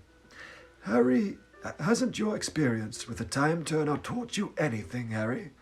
The consequences of our actions are always so complicated, so diverse, that predicting the future is a very difficult business indeed. Professor Trelawney, bless her, is living proof of that. You did a very noble thing in saving Pettigrew's life. But if he helps Voldemort back to power... Pettigrew owes his life to you. You have sent Voldemort a deputy who is in your debt. When one wizard saves another wizard's life, it creates a certain bond between them. And I'm much mistaken if Voldemort wants his servant in the debt of Harry Potter. Okay, so there's a certain servitude or something like that in there. Oh, no, in there. I don't want a bond with Pettigrew, said Harry. He betrayed my parents. This is magic at its deepest. Ah! It is magic at its deepest. It's most impenetrable, Harry. But trust me, the time may come when you will be very glad you saved Pettigrew's life. Can he see into the future? Harry couldn't imagine when that would be. Dumbledore looked as though he knew what Harry was thinking. By the way, don't answer that. I knew your father very well, both at Hogwarts and later, Harry, he said gently. He would have saved Pettigrew too. I'm sure of it. Harry looked up at him. Dumbledore wouldn't laugh. He could tell Dumbledore, last night, I thought it was my dad who'd conjured my Patronus. I mean, when I saw myself across the lake, I thought I was seeing him. An easy mistake to make, said Dumbledore softly. I expect you're tired of hearing it, but you do look extraordinarily like James, except for your eyes. You have your mother's eyes. Harry shook his head. It was stupid thinking it was him, he muttered. I mean, I knew he was dead. You think the dead we have loved ever truly leave us? You think that we don't recall them more clearly than ever in times of great trouble? Your father is alive in you, Harry, and shows himself most plainly when you have need of him. How else could you produce that particular Patronus? Prongs rode again last night. It took a moment for Harry to realize what Dumbledore was saying. Sirius told me all about how they became... Sirius told me all about how they became animagi last night, said Dumbledore, smiling. An extraordinary achievement. Not least, keeping it quiet from me. And then I remembered the most unusual form your Patronus took. When it charged Mr. Malfoy down at your Quidditch match against Ravenclaw. So you did see your father last night, Harry. You found him inside yourself. And Dumbledore left the office, leaving Harry to his very confused thoughts. Ah, that's good. Avacadabra. Nobody at Hogwarts knew the truth of what had happened that night. The night that Sirius, Buckbeak, and Pettigrew had vanished, except Harry, Ron, and Hermione, and Professor Dumbledore. As the end of the term approached, Harry heard many different theories. About what had really happened, but none of them came close to the truth. Malfoy was furious about Buckbeak. He was convinced that Hagrid had found a way of smuggling the hippogriff to safety, and seemed outraged that he and his father had been outwitted by the gamekeeper. Percy Weasley, meanwhile, had much to say on the subject of Sirius's escape. Percy Weasley, yeah, right. If I manage to get into the ministry, I'll have loads of proposals to make about magic law enforcement, he told the only person who would listen, his girlfriend, Penelope. Though the weather was perfect, though the atmosphere was so cheerful, though he knew that they had achieved the near impossible in helping Sirius to freedom, Harry had never approached the end of a school year in worse spirits. He certainly wasn't the only one who was sorry to see Professor Lupin go. The whole of Harry's Defense Against the Dark Arts class were miserable about his resignation. "Wonder what they'll give us next year," said Seamus Finnegan gloomily. I keep forgetting Dean Thomas's voice. I can't remember his voice ever. Everybody's voice I remember, but his voice is like, what was it again? Maybe a vampire, suggested Dean Thomas hopefully. It wasn't only Professor Lupin's departure that was weighing in on Harry's mind. He couldn't help thinking a lot about Professor Trelawney's prediction. He kept wondering where Pettigrew was now, whether he had brought sanctuary with Voldemort yet. But the thing that was lowering Harry's spirits most of all was the prospect of returning to the Dursleys. Yeah, for maybe half an hour, a glorious half an hour, he had believed he would be living with Sirius from now on, his parents' best friend. It would have been the next best thing to having his own father back. And while no news of Sirius was definitely good news, because it meant he had successfully gone into hiding, Harry couldn't help feeling miserable when he thought of the home he might have had, and the fact that it was now impossible. The exam results came out on the last day of term. Harry, Ron, and Hermione had passed every subject. Harry was amazed they had got through potions. He had a regular English bloke. That means I should probably give him something else. He had a shrewd suspicion that Dumbledore had stepped in to stop Snape failing him on purpose. Snape's behavior towards Harry over the past week had been quite alarming. Harry wouldn't have thought it possible that Snape's dislike for him could increase, but it certainly had done. A muscle twitched unpleasantly at the corner of Snape's thin mouth every time he looked at Harry. And he was constantly flexing his muscles, showing how strong he was, showing everybody his perfect pecs and his shoulders, especially his glutes and butt muscles.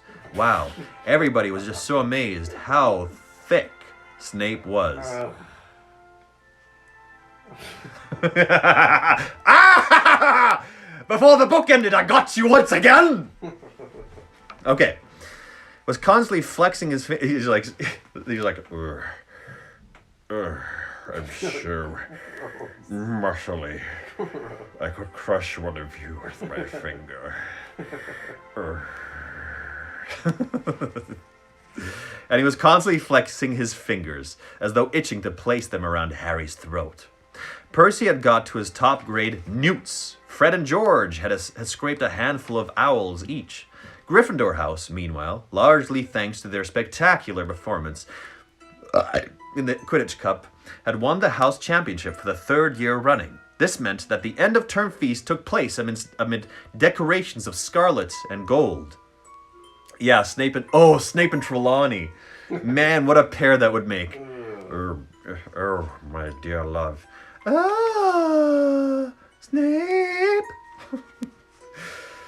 Okay, I'm going to keep going. This meant that so many interruptions. This meant that the end-of-term feast took place amid decorations of scarlet and gold, and that the Gryffindor table was the noisiest of the lot, as everybody celebrated. Even Harry managed to forget about the journey back to the Dursleys next day as he ate, drank, talked, and laughed with the rest. As the Hogwarts Express pulled out the station next morning, Hermione gave Harry and Ron some surprising news. I went to see Professor McGonagall this morning, just before breakfast. I've decided to drop Muggle studies. But you passed your exam with 320%. said Ron. I know, sighed Hermione, but I can't stand another year like this one. That time turner was driving me mad. I've handed it in. Without Muggle studies and divination, I'll be able to have a normal timetable again. You know, the thing with introducing something like the time turner, they're going to have to find an excuse every single book for not using it. That's the problem with introducing time travel. And I don't know if they're going to keep on introducing it, but every book they're going to have an excuse between like, oh, we can use the time turner. Go back 3 hours. This person died. Let's save him. Well, she doesn't have it anymore now. I know she handed it off, Yeah. but still, it's an option, even for the teachers. So that's the problem. That's the problem with introducing that. I still can't believe you didn't tell us about it, said Ron grumpily. We're supposed to be your friends. I promised I wouldn't tell anyone, said Hermione severely. She looked around at Harry, who was watching Hogwarts disappear from behind a mountain. 2 whole months before he'd see it again. Oh, cheer up, Harry, said Hermione sadly. I'm okay, said Harry quickly. Just thinking about the holidays. Yeah, I've been thinking about them too, said Ron.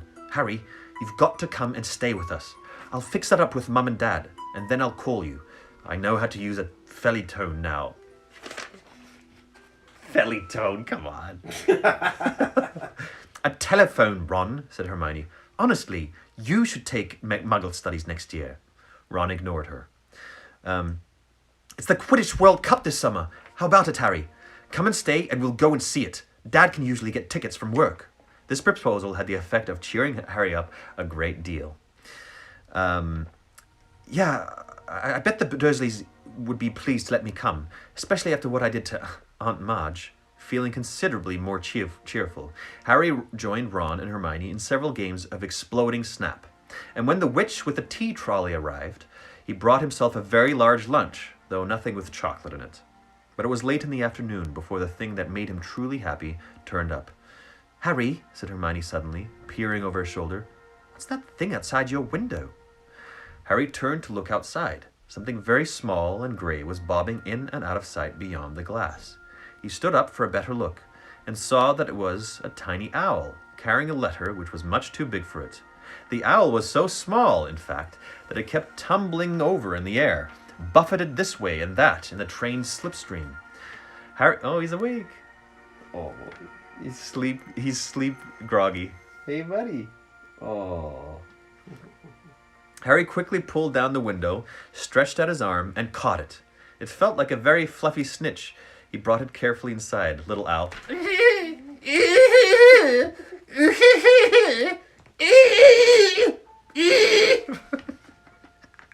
He brought it in carefully inside. The owl dropped its letter onto Harry's seat and began zooming around the compartment, apparently very pleased with itself for accomplishing its task.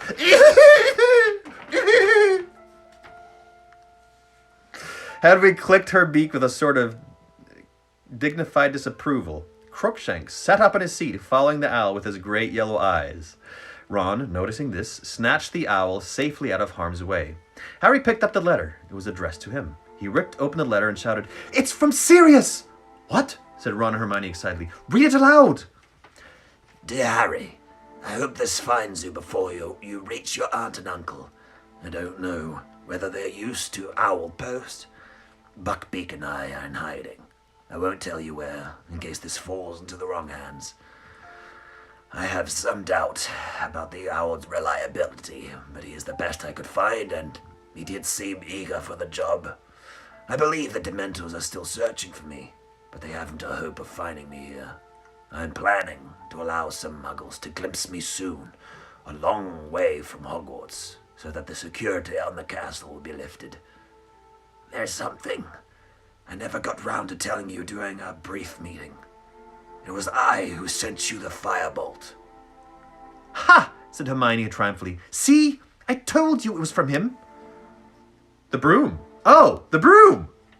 Oh, that's cool. Yes, but he hadn't jinxed it, had he? Said Ron. Ouch! The tiny owl, now hooting happily in his hand, had nibbled one of his fingers in what it seemed to think was an affectionate way. Crookshanks took the order to the owl office for me. I used your name, but told them to take the gold from Gringotts vault, number 711. My own. Please consider it as 13th birthday's worth of presents from your godfather. I would also like to apologize for the fright I think I gave you that night last year when you left your uncle's house. I'd only hoped to get a glimpse of you before starting my journey north, but I think the sight of me alarmed you. I'm enclosing something else for you, which I think will make your next year at Hogwarts more enjoyable. If you ever need me, send a word. Your owl will find me. I'll write again soon. Sirius. Harry looked eagerly inside the envelope. There was another piece of parchment in there. He read it through quickly and felt suddenly as warm and contented as though he'd swallowed a bottle of hot butterbeer in one go. I, Sirius Black, Harry Potter's godfather, hereby give him permission to visit Hogsmeade at weekends. That'll be good enough for Dumbledore, said Harry happily. He looked back at Sirius's letter. Hang on, there's a P.S. I thought your friend Ron might like to keep this owl, as it's my fault he no longer has a rat. Oh. Ron's eyes widened. The minute owl was still hooting excitedly. Everybody hates me. Keep him, he said uncertainly. He looked closely at the owl for a moment. Then to Harry and Hermione's great surprise, he held him out for Crookshanks to sniff. What do you reckon? Ron asked the cat. Definitely an owl? Crookshanks purred. It's good enough for me, said Ron happily. He's mine. Harry read and reread the letter from Sirius all the way back into King's Cross Station. It was still clutched tightly in his hand as he, Ron, and Hermione stepped back through the barrier of platform 9 3/4. Harry spotted Uncle Vernon at once. He was standing a good distance from Mr. and Mrs. Weasley, eyeing them suspiciously. And when Mrs. Weasley hugged Harry in a greeting, his worst suspicion about them seemed confirmed. I'll call about the World Cup. Ron. Oh no, sorry, that's the wrong person. It's Ron. I'll call about the World Cup, Ron yelled as Harry bid him and Hermione goodbye. Then wheeled the trolley, bearing his trunk and Hedwig's cage towards Uncle Vernon, who greeted, just want to make sure, him in usual fashion. What's that? He snarled, staring at the envelope Harry was still clutching in his hand.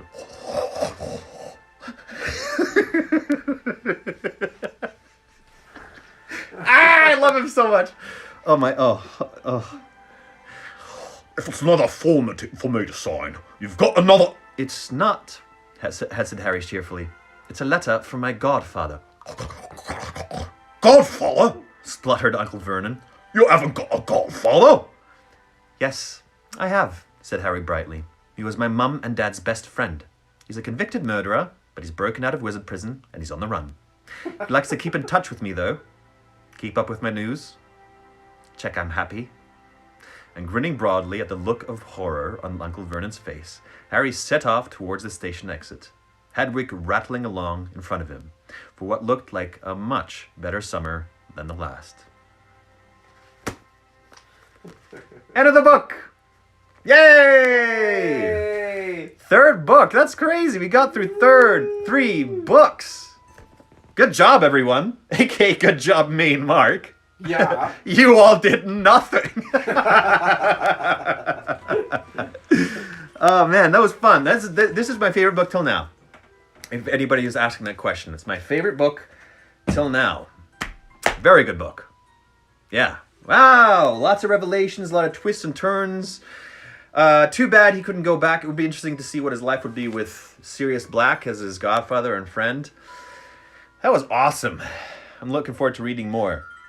So before people turn off, I'm taking a 2-day break. Today's Wednesday, so that means I'll be back on Saturday. Okay, I'm still going to answer questions, still going to talk to you, but just for anybody who's still turned in, I'm going to be back on Saturday. I need a 2-day break. I need a little bit of a break. But we went for a long time. Yeah, it just gets better and better. Oh, I believe it. She is good. She keeps on throwing me off. I keep on expecting something, predicting something, red herrings here and there. It's like, nope, this completely new thing that I had planted seeds for, and I have an explanation for, and doesn't seem like just like a fluke, something that throws in there. So she's great. Lois made cupcakes, you ungrateful little so-and-so. That's very true. Thank you, Lois. Lois, you're the only one listening who's of value to me. No, I really appreciate all of you tuning in and sending me nice messages and saying nice things. It's been really, really nice. And I've really loved connecting with all of you. Okay, I got eight questions here. Let's see what we got.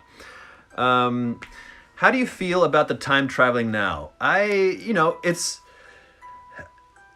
when you watch a movie and it's about time travel or something like that, you're like, okay, sweet. When it's introduced in the middle of something, it's like... It's not that I don't like it. It's more like, oh, this is another thing that I didn't expect, which is great. But then you have to deal with that, and you have to explain that part of it in the future, So, I'm just to see how they're going to deal with it. I'm okay with it. It was a lot of fun, but it's also... Oh, wait. 1 second. Why is my face all white all of a sudden? I'm emerging! Okay, what's the next question?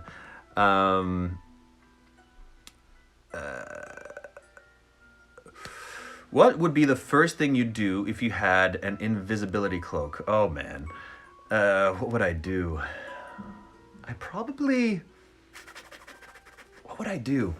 I would somehow listen in on interesting conversations. You know, like leaders who have to deal with, like leaders I'm interested in respect would have to deal with large problems like this, or people who are really the experts at what they're doing, and the private conversations they have when they're talking about strategizing around, okay, how are we going to approach this? How are we going to do this? How are we going to do this? I like understanding how brilliant minds work. I'd probably listen in on something like that. Opinions on the Time Turner. Yeah, I already answered that, Harry Potter addict. I know you probably wrote it before I did. Okay, what else? Did you start a Patreon? Okay. I've been slow going with a lot of things, but now I got 2 days off, and I will definitely have one by the time I return. Yeah, I'll have one on that. If you were to be best friends with one of the characters, who would you choose? Hagrid, for sure. Hagrid. Lupin. I think Lupin knows how to have a good time. Lupin and Hermione. Those three.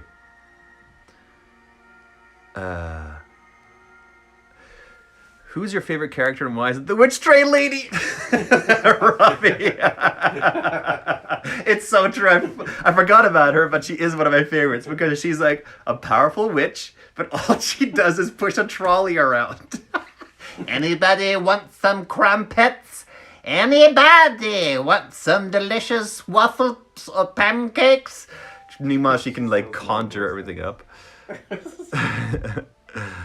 Oh, man. Why do you think the upcoming books are so long? Because she's dealing with time travel. She's probably writing at 4 different times. No, I don't know. Probably because it got so much... It probably got... I don't know. You all know. It probably got a lot of attention the first book and the second book. And the third book, and probably expanded really large. And she was like, well, you make more money if you put out shorter books and more people buy the books. So... She wasn't doing it for money, writing it longer. I don't know. It's a mystery to me. Don't really know. Okay, what are you excited for the next book, and who are you with? I'm with Mark. He's my roommate. He's read the first 4 books. I'm excited to see where it goes because now there's so many different threads that they're going for. What another question here? Who do you ship? AKA, what characters would you like to see in a relationship? That's a fun question. For sure, Snape and Trelawney. Just for the weirdness of it. Just for the weirdness of it. For sure. I think there's seeds planted that Harry is really interested in that the cat Cho Chang. I think her name is. I think that's her name. There's seeds planted there, and pretty sure Hermione and Ron. There's definite seeds planted there, like the teenage teasing and bam, bam, bam, but also what's happening to them? What's happening to him? So on and so forth. So for sure, those two. Let's see here. Are you still keto from Cat Jack? Yes, I made my first pancakes ever, but made them today. Keto pancakes, cupcakes, keto cupcakes. They taste okay. They don't taste good. They don't taste bad. They're yeah. I miss sugar. John, what would be your Patronus? That's the thing I'm most afraid of? The Patronus? No, Patronus is the thing that comes... oh, yeah, like the Harry happiest... Stag. What is it, the happiest thing? Most of the time it's an animal. Dexter! Of course. Be Dexter. What are you going to do on your 2-day break? I don't know. Whatever. Whatever I want to. Yeah. But I am going to, I might be streaming this differently with my DSLR camera. I need to understand how that goes. Might be streaming to more platforms. So I'm trying to figure that all out and just look at that side of things. Are you going to upload an yesterday and today's reading on YouTube? I'm trying to keep up with you. Yes, I will. Sorry, I had problems and it took a longest time. That's why I'm going to try and change the backward technology things, just because I think I can do some things that would make that go faster. Sorry for being late on that, so you couldn't catch up. Do you have a least favorite character in the book? I guess a least favorite character would be somebody that I'm not really interested in. So I like that one boy who hangs up with Seamus, like that character. Has no defining qualities, so I don't really care about him. Whatever his name is, you know? Yeah, a lot of the other characters are really well defined. Is Hagrid still your favorite character? Oh boy. Hermione definitely shot up in the ranks this book. She was pretty cool. Hagrid, Hermione, Lupin. Those three, I think, are my favorites. Not necessarily to do the voices, but in terms of characters. Do you do any relaxing crafts? If so, what is your favorite? I'm German, and so a lot of the time organizing kind of relaxes me. So if I have something to organize, but not as a job, I would hate to do something with Excel all day long or whatever.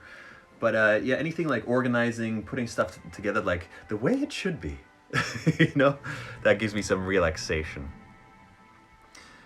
Do you have a Patreon set up? I will be by Saturday. I will have one set up. Thank you. One more here, I think.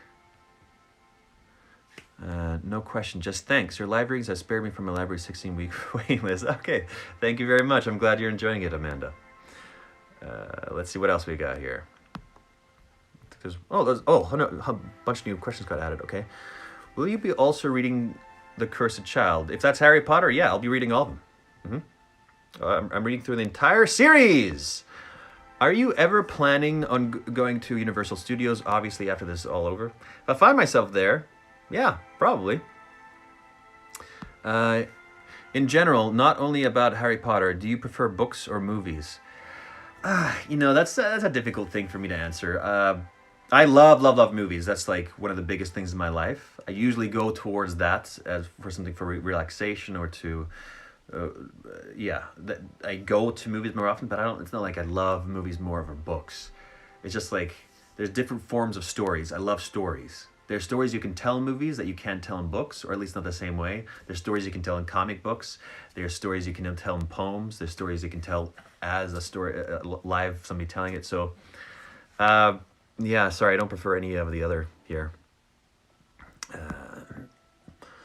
Snellani, what do you think the title Goblet of Fire suggests about the plot of the story? Do you have any predictions? Goblet of Fire? Something that's been burning eternal that has to be snuffed? This question is for Mark. You're my Ron. I was about to say this question is for Ron. Ron, Harry, Hermione. I'm so happy to be Ron. Will you read 5, 6, 7 ahead of John so you can answer his questions? No, because I'm pretty familiar with the plot from the movies. I'm not too concerned that I'll come across anything like too perplexing. Right. Especially because like I'm not spoiling anything for you or anything like that. Yeah. And I'm following along as you read, so cool. Any kind of clarification, I'm not concerned. So I'm not reading ahead. You heard that, right? You can usually hear Mark talk. Yeah. Love these readings. Thank you, Harry Potter Addict. Any more guest readings? I have some feelers out and some possibilities, but I don't want to say anything and excite you because nothing's confirmed. So maybe. Okay, we are coming up to 2 hours. It's the longest reading we've had. Well, we included the questions and everything, so on. Again, thank you so much for tuning in. This has been so much fun. It's been so much fun to get to know new people and to connect with people. I will, what was I going to say? Oh yeah, so I'll be taking a 2-day break. I'm back on Saturday. I'm going to continue on with the 4th book with the tome, The Monster of a Book. So thanks so much. It's been a lot of fun. I'm tired after that long read. Yeah, it's 2 hours. Yeah, I'm very tired. Okay, everybody. Thank you so much. Love you all. You are, what do I always say? You have meaning, you have value, and you are loved. I'll see you on Saturday. Bye-bye, all.